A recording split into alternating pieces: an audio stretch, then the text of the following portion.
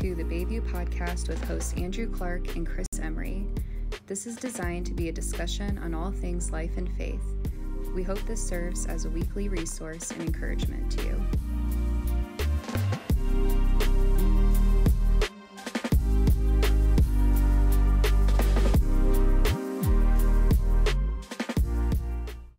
What's going on, everybody? Welcome to another episode of the Bayview Podcast. My name is Andrew. I'm one of your hosts, joined as always by Chris. How are you, sir? I'm doing very, very good. Glad to be here. Yeah, it's good, man. We're good seasons and good days. Yep. At the time of the recording, we just came off a really big, cool church event last night here at Bayview Church, which I thought was pretty fantastic. Hundreds of community folks out. It was super cool. Yeah. Just seeing all that go down. Yeah, it was super fun. Yeah, it's good times. Good Kind of in that fall grind where weather is nice. Hadn't gotten ugly here yet, which we know that's coming. But no, it's, yeah, man, I don't know. It's good.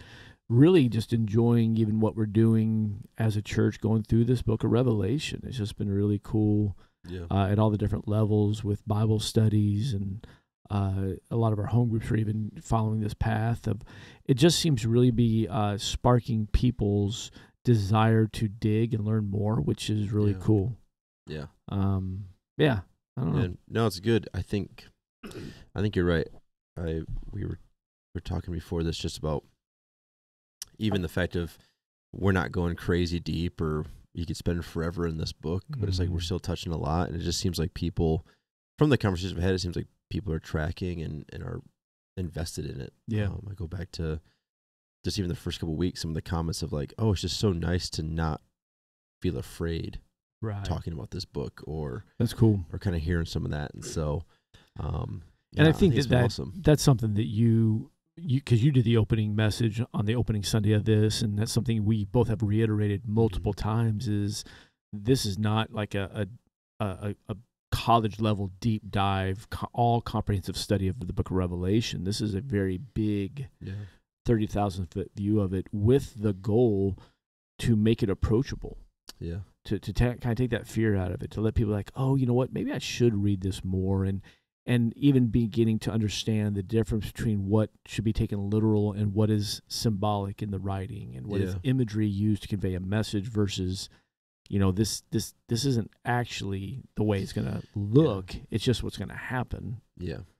No, exactly. Yeah, I don't know. I don't know how it is for you. Like you and I were talking this morning even about, I'm preaching this coming weekend, you're preaching the following weekend. We're both doing some deep dive studies, getting ready for that. I have appreciated the challenge for myself personally to dig in and gain deeper levels of understanding the best I can in order to communicate this. Yeah. Yeah, and it's interesting. I was thinking about that too, and we use the term rabbit hole, because it's like, I think for you and I, maybe you feel the same way, like we're probably kind of blessed that we at least know where to start looking. Yeah. So it's like in some ways, maybe we picked the right rabbit hole to go down, but it's like for those who it's like, oh, I'm just going to go check out the book of Revelation, like I could see how, man, you would fall into some dark, deep stuff, some other stuff that just like doesn't make any sense. Like it's really easy to kind of get lost in the weeds, it feels like. Yeah. Especially because, like, we'll get to in a moment, when you talk about the seals and trumpets and bowls that you did this past week, like you just talk about symbolism. That's all it is. And when there's symbolism or allegory or story, it's so easy to sit back and be like, okay, so what does this mean? But our natural instinct is to go, what does it mean for me? So it must mean this today. Right. And we can kind of get, I think, caught up in that, and all of a sudden it's like you get in a political season, you're like, okay, well, here it is. Like, it's just really easy, I think, to begin to, like we said, go down that rabbit hole and just kind of get lost. So I think to answer your question, I think from the studying standpoint, it's been nice to at least know where to start. Yeah. And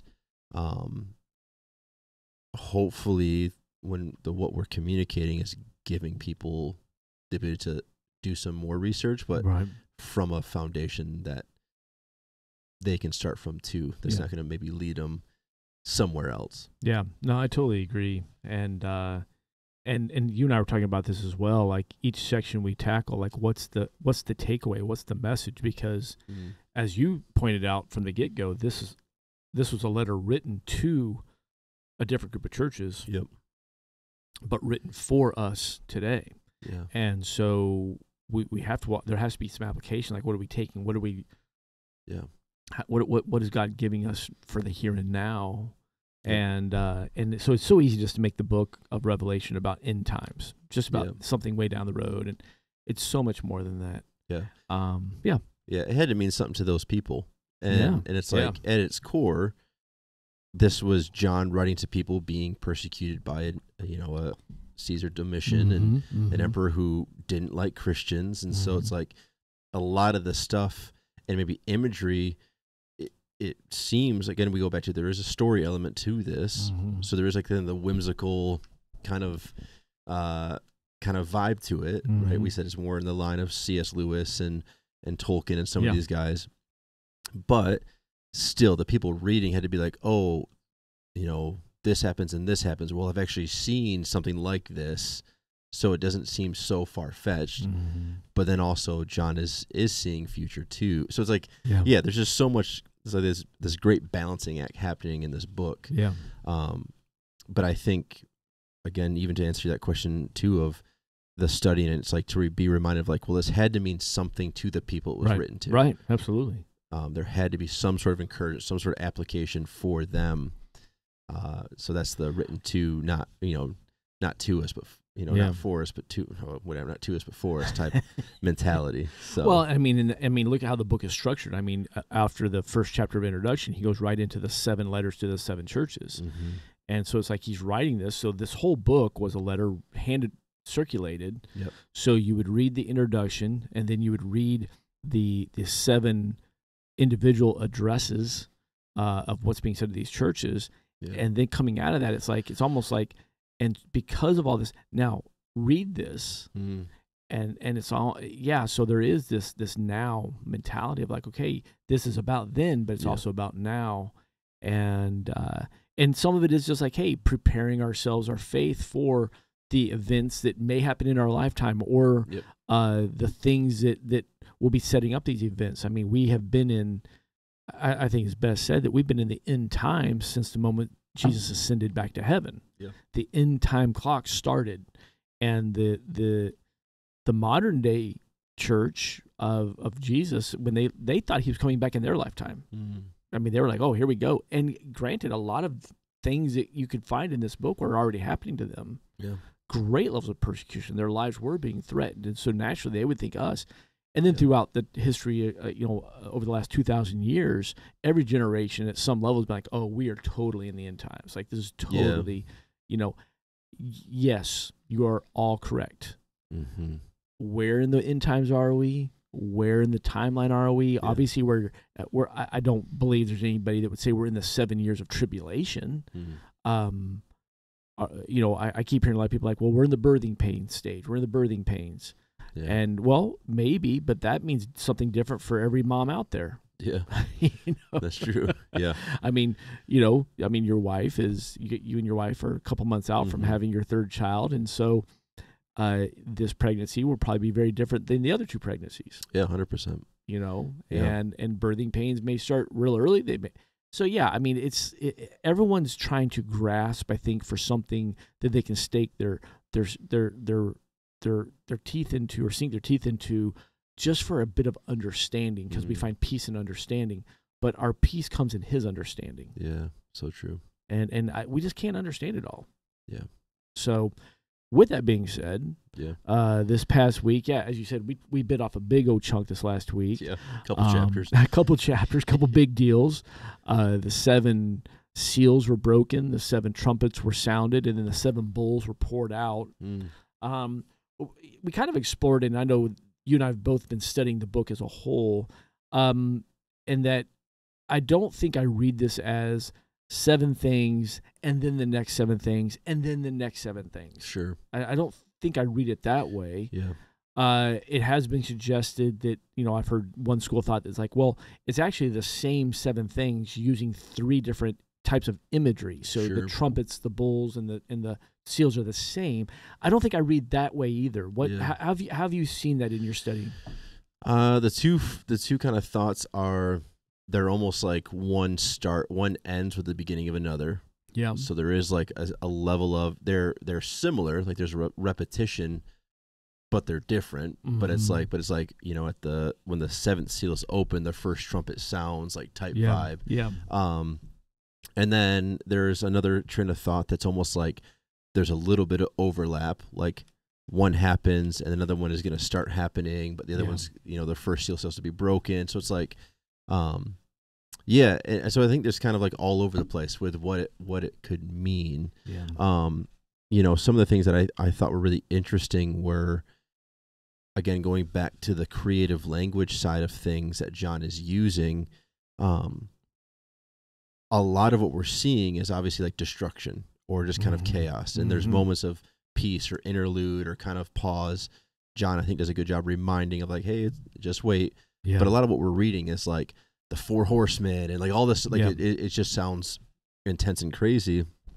And one of the things I found that I thought was really interesting is some of the image sets that John is using. Again, we got to go back to these people who he's writing to. They're experiencing persecution by Domitian, but they've also experiencing things like Nero's persecution, Rome being on fire, major earthquakes that have happened, Mount Vesuvius erupted. There's a great famine that has gone on. Yeah. So again, it's like he's kind of taking a lot of what they've experienced or about to experience, and he's kind of saying like, it's like this. Yes. Right. Yes. So again, for me, that was either way, whether they all are just, again, the same thing over and over, or they are semi-separated, or one starts the next, kind of a domino effect. There's still some level of like, there hasn't just been one earthquake in the world. There's been multiple earthquakes, or this doesn't happen one, or like persecution of the Christians didn't stop with Nero. It continued to, so it's almost like just that reminder of like, you're going to kind of keep seeing and experiencing these things. Yeah. No, I think you're right. And I think that's important too. And again, that's where we don't know. Like I read one, I'm not saying I agree with this, but I did read one school of thought that is suggesting that some of these seals have already been broken. And it's like, well, that would put us in tribulation. And I think what I read was written more than 7 years ago. So it doesn't really work. But again, there are things that are maybe precursors, or things like, hey, this is what it's going to happen in those final stretch, but it's already happening now. There are still evidences of these now. There are still things here. In fact, in 1 John, there's a verse there where it talks about the spirit of the Antichrist. And it talks about, let me see if I can find it real quick. I think it's 1 John 4, but it talks about, and that's an interesting concept, because that's saying that, so it says right here, 1 John 4, verse 3, but if someone claims to be a prophet and does not acknowledge the truth about Jesus, that person is not from God. Such a person has the spirit of the Antichrist, which you heard is coming into the world and indeed is already here. So now it's like, oh, well, that's a different look on this, because I know, yes, do I believe that the way Revelation reads, the Antichrist, which is introduced in the first seal, is an actual person. It definitely reads that way, that it will be an influential being, a man. But this is saying, hey, the spirit of it's already here. And the spirit of the Antichrist is simply this, and we'll break this down this coming Sunday.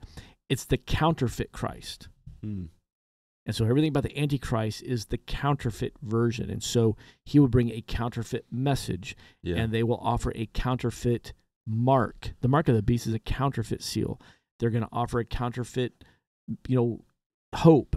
Everything, it's all lies, which, if we go back to Genesis, that's how this whole thing started.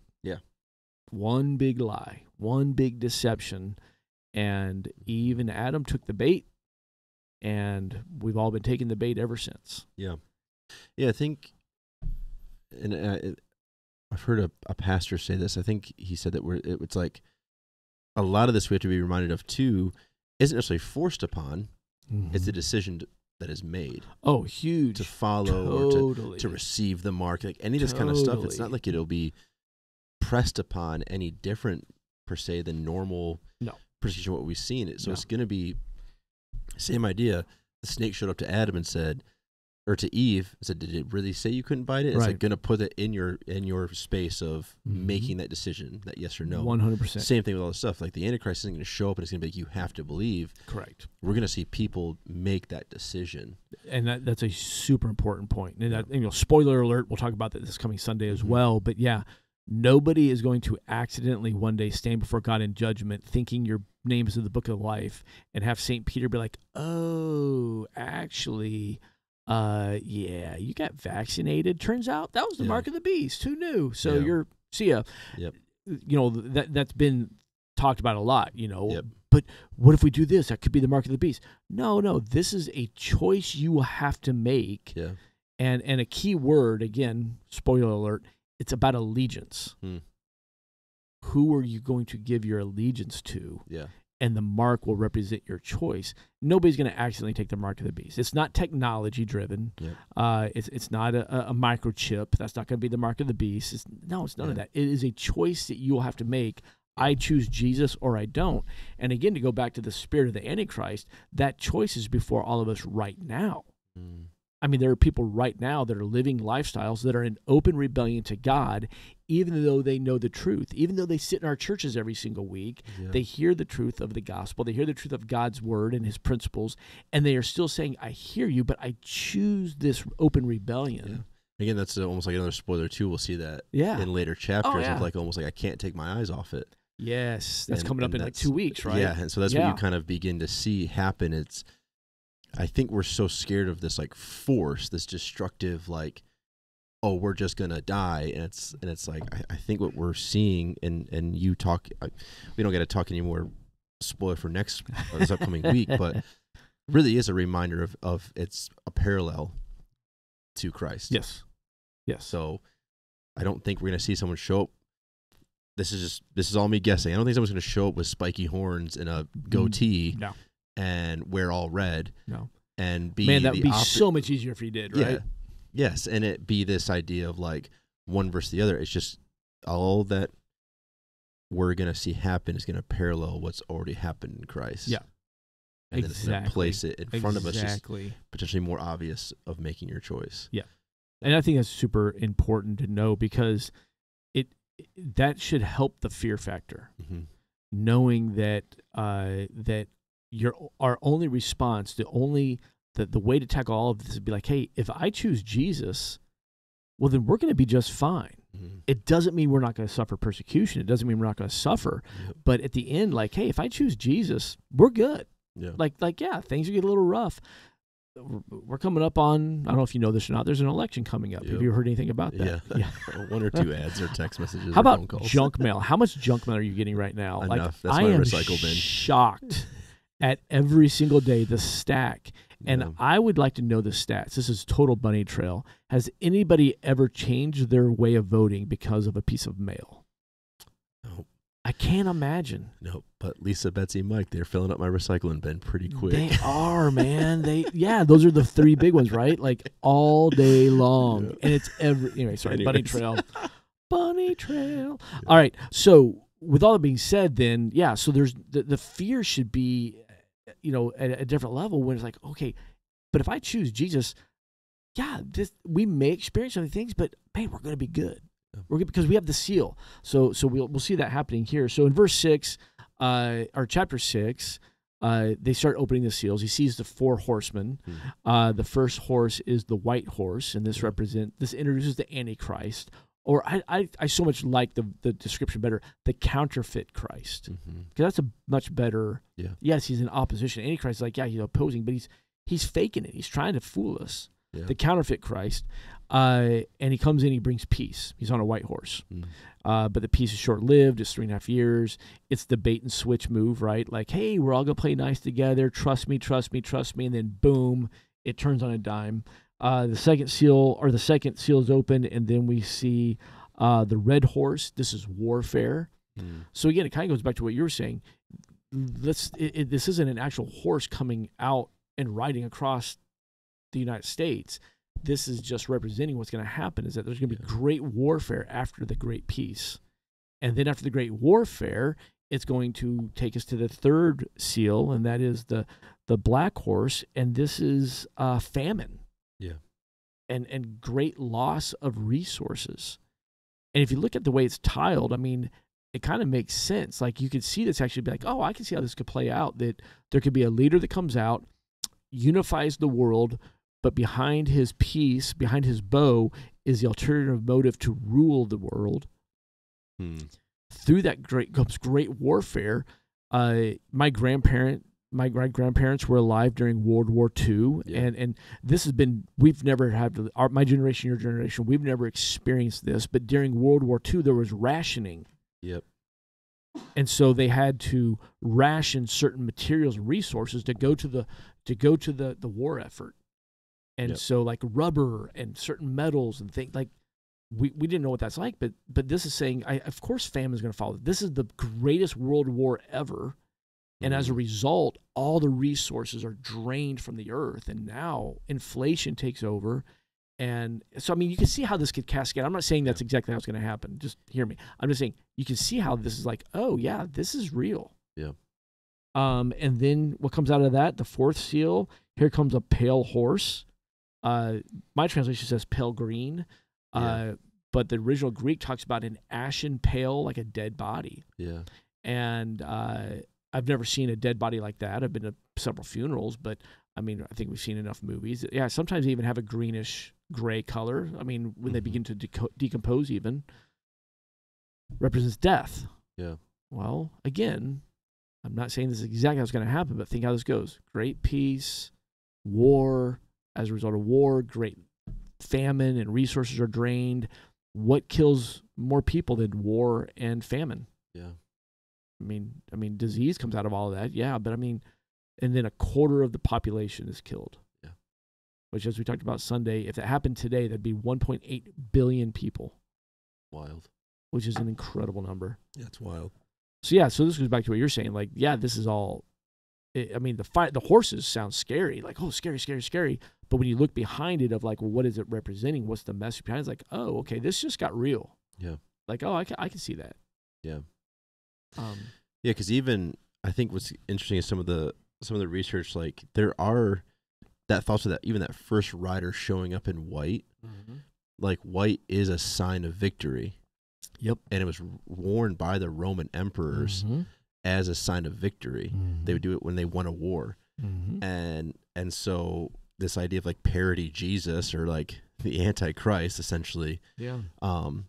It is interesting to think that that's who shows up first, and why it would be so easy for, I think, again, who's John writing to, like to be like, okay, cool, this seems like something's going to happen, but then you got to look at the fruit of what comes out of that person showing up.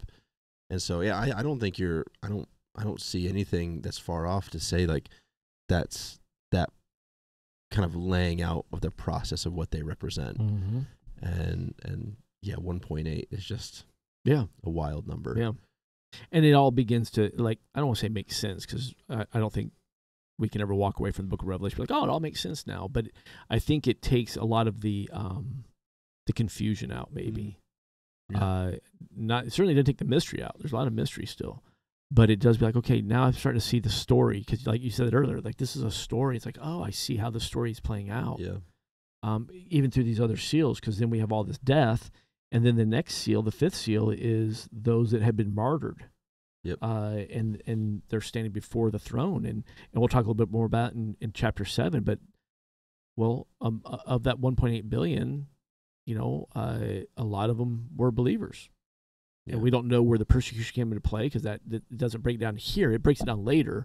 And that's where we have to understand, too. It looks like we're reading the book in order of events, and we are for a little while, but actually there's a big pause coming after chapter 8, and it takes it down to some other imageries, and it's almost like resetting the stage of like, hey, don't forget this. These are the major players, and this is how we got here, because the bowls don't even come back and to be poured out till chapter 15. So yeah, so this is just setting that stage. So yeah, now we have all these martyrs before before the Lord, and they're wearing white. They've been made pure. And then and so that's the sixth seal. Then is the great earthquake. The sun comes dark as black cloth, and the moon becomes red as blood. The stars of the sky fall to earth like green figs falling from a tree. Shaken by a strong wind, the sky was rolled up like a scroll, and all the mountains and islands are moved from their places. Then, this is where it's key. I didn't get into this Sunday because I didn't have time. Then everyone, the kings of the earth, the rulers, the generals, the wealthy, the powerful, and every slave and free person all hid themselves in the caves among the rocks of the mountains. Mm. Did you ever see the movie 2012? Remember that movie? Mm-hmm. And then there's another one just recently out called Greenland. Have you ever seen that? I've never seen that one, no. All right. It's another, big earth, catastrophic earth. But Greenland is about a major meteor is going to hit the earth. It's going to be a life killer. And so, like a lot of the other stories, it's all about getting to Greenland where the powers that be have built these giant, deep, deep caves, bunkers so far into the earth that they could survive the years of what's going to be happening outside as a result of the atmosphere being so effective. Yeah. And we've seen this in different movies, right? Like they make like people go and they hide in these giant secret and they may exist. I don't know. We hear enough stories. It's somewhere around there, but it's like, oh well, that sounds rather plausible. Mm-hmm. That say, and some have said, hey, what's happening there in that sixth seal is maybe nuclear holocaust. Yeah, it honestly reminds me of the show Fallout, the video game Fallout, which is the same idea, like go find these bunkers but it all is because basically the world, quote unquote, ends because of nuclear. Yep. Yeah. War. Yeah. So I don't know. I mean, it does make sense. Even the movie way back, an old school movie, Armageddon with Bruce Willis. Remember that? Great movie. Yep. The backup plan was certain number of people get to go into a bunker. Yeah. And if they don't, if Bruce Willis and his crew of ragtag misfits dudes don't. And then Ben Affleck. Yeah, Ben Affleck and Liv Tyler. So anyway. Who else would you want saving the world? Hey, you know what? I want Bruce Willis and Ben Affleck up there. So without a doubt. All right. So now we have all of this playing out to where like, okay, we can see how this plausibly actually becomes world events as these seals are broken. But again, some of this has happened and maybe as precursors. Maybe it's like, hey, this is what it may be like when it actually happens for real. Then we go to chapter 7 and with this cool pause where it's like, hey, here's the people that are being preserved. And it goes through the 144,000, which represents the 12 tribes of Israel. Yeah. But it doesn't stop there, as some false religions would want you to believe. Is it Jehovah's Witness that believes in just 144,000? Mm-hmm. Man, that's a tough one. Yep. Because I think 144,000 better people have already died than me. So I'm out. Yep. I missed the boat, man. I missed the shuttle. But it goes down here then in verse 9 of chapter 7. It says, after this I saw a vast crowd, too great to count, from every nation, tribe, and people, language, standing in front of the throne and before the Lamb. They were clothed in white robes and held palm branches in their hands. So there it is, the symbol of those that have been made righteous, standing before God. So too many to count. Yep. So much more than 144,000. They have this great song of praise. So really even 6 of the 7 seals have been opened and great things have happened. And we see this pause of praise in the middle. Yeah. Which is pretty cool. And then verse 8, right before the 7th seal is broken, 30 minutes of silence. Yeah. We obviously we don't know why. We can't see the thoughts or motives of God, but man, it certainly seems like a pretty cool pause because the prayers of the God's people are poured out like incense before him. Yep. And we kind of left it there on Sunday. That's where we lived of like, hey, again, a lot of what we see here, it's already in place, which means this. If God's viewing our prayers like that incense poured out before him, that's a cool thing. That's a good thing. Yeah. Incense was used in the Old Testament as a sacrifice, as an offering to God, and it poured out, and it pleased God. And so sometimes, I don't know if you ever feel this, you ever feel like sometimes you're bothering God? Yeah. I mean, I can be annoying, so yeah. Yeah. I feel that. I didn't ask about Nicole. I just said, are you yeah. I don't know. I still feel something like this is so silly. Why would I pray over this? Mm-hmm. Like, right? Like, really? God's got. And I think it's like, no, this is my prayer bowl. And when I pour it out, my prayers rise like incense to God, and he breathes it in, and it pleases him. Yeah. Well, that's kind of that's cool imagery. That is good imagery. And I think it's a cool imagery right here that's what's happening before things take another notch up. Yeah. So, all right, then the seventh seal is broken. And what the seventh seal does is this is where I think you and I are in agreement. It seems like this is where the overlap is, because the seventh seal contains the seven trumpets. So the seven trumpets are within that seventh seal. So that's what it introduces that. So it the timeline may truncate. I saw a cool image or a kind of graph where it had numbers 1 through 7, which represented the seals, and then underneath it had numbers 1 through 7 representing the trumpets, but they were truncated a lot quicker, and then the bowls were done even closer together, and they all ended at the same time. Yeah, because really, when that seventh bowl is poured out, that's the return of Jesus, and the tribulation's over. Yep. And it seems like it all wraps up together, so it's kind of cool. Anyway, we don't know. First 4 seals. What jumps out at you? Anything that we haven't covered? No, I think what's cool. Again, my mind goes to like cinematic, and like in the sense of the idea of if I'm viewing all this, like if I just got to like watch this actually play out, that calm before the storm that you would get with that pause of silence, and then all of a sudden the trumpets. It's like, I mean, you talk about a noisy instrument that then would like come. I don't know. That's just kind of cool imagery. Yeah. I think the biggest thing that jumps out is, again, I can see this stuff happening. Like it actually doesn't, how do I want to say it? It doesn't seem as like, I don't know, scary, but it's like, okay, like things are going to get rough. It's a good reminder of I'm not in control, which again, I think this book is a really good reminder for people of like, you're not in control. And I think that's why some of this seems really terrifying. It's like 100%. It's actually probably better if you weren't around already, like some of that kind of stuff. And like, but if you're a believer, you know where you're going. So, I think it's, I keep thinking about that calm before the storm mentality. It's just like almost like a pause, and then here we go. We're going at it again. Yeah.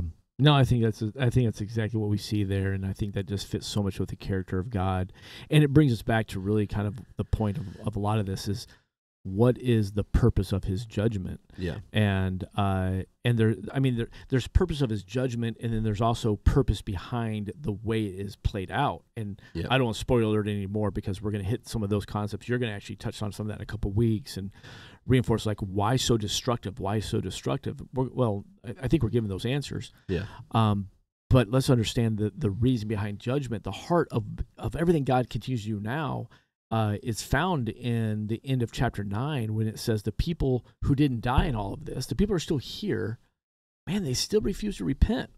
Yeah. They still didn't turn from their evil deeds. They kept doing all the same stuff. And it almost seems like I guess it's like maybe frustration from God of like, or maybe just sadness of like, oh my goodness, like, don't you see why I'm doing this? Man, just come back to me. Come to me. Yeah. And it doesn't matter what I do. There's just some of these people, they will not repent. Yeah. And I think we see a glimpse of God's heart there. Like, this is why he's doing it. He's still, to the very end, to the very moment it can no longer happen, he wants to give every person the opportunity to repent of their sins and to turn to God and find eternity with him. He wants that. Yeah. I think it's why the description of us being like children is so accurate. So spot on. It just reminds me so much of, with it being almost Halloween, so all the candy and stuff. And it's like, this morning, it was just such a slow roll in our house getting ready. And my kids just didn't want to move faster than they wanted to move. And it got to the point where like literally it was becoming like they were starting to like talk back. And it was just like one of those mornings. You're just like, what is going on? To the point where it was like they were just divvying up the candy they'd already received and kind of just like looking at it. And it was like, okay, we're going to put the candy away. Didn't change their mindset. It was like, okay, now I'm going to put it to where you can't see it. it made it almost worse. It was like just this slow grind even to the point of like, what if we just get rid of the candy guys? And it still didn't change. They were just going to do what they were going to do. Yep. And eventually we got out the door. But I'm just like, as we were talking, I can't, that's us. Yeah. Like he's just like, okay, now, not, and he's not even punishing in this way, but just that idea of just like, okay, hey, you in? Yeah. Nope. Oh, okay. Well, here we go again. What about this? And so yep. I just think that imagery of us as children is so accurate. Yeah. But that makes the image of him as a loving, true father even more accurate. 100%. Because it would just make so much sense, wouldn't it, for him just be like, okay, whatever, Earth gone. Yeah, you guys are too stupid. I can't deal with it. I mean, in the same way, you know, that's also why we're referred to as sheep. Yeah. You know, because now I'm not a shepherd. I've never shepherded. Shepherded, is that a word? Yeah. Sure, why not? But my understanding is sheep are pretty stupid. Yeah. And they'll walk right into the face of danger with no second thought because they just don't know any better. Yeah. And it's not a slam on us. It's just identifying our need for a shepherd. Mm-hmm. And I think that is what it is. Like, and I'm the first to admit, hey, my life is peppered with stupid sheep moments. I mean, how many times do I look back and be like, oh, that was a stupid decision. That was a stupid move. That was a stupid season. Yeah. You know, and it's like, yeah, I'm a sheep. Yeah. You know, and I need a shepherd. Yeah. So, yeah, I think it's just the whole thing, and I think this is when we begin to really unpack the encouraging message of Revelation. Mm-hmm. This isn't meant to send you to bed terrified with nightmares. Yeah. It's meant to inspire. Yeah. And encourage, prepare you. Yeah. But choose Jesus. I mean, I think it just keeps coming back to that, right? It's the whole gospel. It's like, you know, either choose God or you either choose God or you don't. You go back to the mark. Either you're going to have the mark because you chose the mark, or you're not going to have the mark because you chose the seal of God on you, which he gave back in, I think, chapter 7. So, I mean, it's like, and again, kind of this is then, but it's also now. If you can't choose God above everything else in your current life, what happens when all this starts popping off if you are still here? Yeah. Like, if you can't choose God over prosperity, or if you can't choose God over success, or over power, over fame, if you can't choose God over temporary gratification, things that make you happy and pleasurable now, if you can't choose God over that, how are you going to stand up against all this other stuff? Like, what if the demonic locust, what if that's more literal than figurative? I mean, because that comes out in the trumpets, right? Yeah. I mean, the wasp that looks like their armor, they have armor and wings and faces and teeth, and like, you're ready for the demon locust, but you can't choose this over, you know, things that just make you happy. Yeah. I mean, come on. Yeah. It's setting the stage. The stage is being set. So in that context, I said, yeah, we're definitely in the end times under that perspective, because everything we do now is preparing. You and I are both athletes. We played college. We've coached a lot. Everything about preseason is doing things that prepares for the actual season. Yeah, 100%. You start basketball very soon. Yeah. You will probably spend very little time on the tennis court with your basketball team. Yeah, you're right. Yeah. I mean, that's ridiculous. Yeah. You're going to spend time on the basketball court, putting your players into game time situations, preparing them for the adversity, preparing them for how to handle different adjustments the opponent make, all the things that make you ready for the game. What do you think is happening now with our faith? Yeah. What do you think is going to happen in the coming days with the elections and the panic and the fear that I'm just dreading? Because not because I don't think elections are important. I will vote. I think they're very important. But here's the deal. This is not the end. Yeah. This is not what we're reading about. Yeah. This is yet another mark in American history where things will go one way and some people will be happy and other people will not. Yeah. That's what's going to happen. It's happened before. In my lifetime, in your lifetime, there have been other elections and it didn't go the way certain people wanted and they freaked out. Yeah. You want to know something? You know what happened the next day? We all got up and went to work. Yeah, that's a good point. We all got up and took our kids to school. Yeah. We might have paid more for gas, might have paid less for gas. I don't know. Yeah. But I'm just saying, like, we gotta have perspective on all of this. And if my faith is too weak to handle an earthly election, how is my faith ready for the tribulation? Yeah. To me, that's the message coming out of this. Yeah, and I think it just keeps going back to like knowing the victory is won. So again, to your point of faith now versus faith then, or faith to come, it's like we're being reminded constantly, like either way, this thing is, we know the outcome. That's right. So why not lean into that? And I guess in some cases easier said than done. Yeah. Yeah. Well, again, that's how our faith is, right? It's why God doesn't tell you exactly how he's going to map out all the things of your life coming, and all the things in my life. Otherwise, it wouldn't require faith. My faith is that I don't see it. Yeah. My faith is in the unseen. My faith is in the Almighty God and his will and his plan. My faith is in what Jesus Christ has done for me. I don't see any of it. I just have to trust it. Yeah. I got to trust it every day. And who knows what tomorrow holds? Jesus says, don't worry about tomorrow. In fact, the funny thing is in that passage, he says, don't worry about tomorrow. It's got enough trouble. Yeah. That's actually bad news. Like, yeah. She's like, hey, tomorrow might be worse. Just worry about today. And I'm like, oh, wait, that doesn't help me at all. But it does, because, like, you know what? Good day, bad day, up day, down day, I got no control.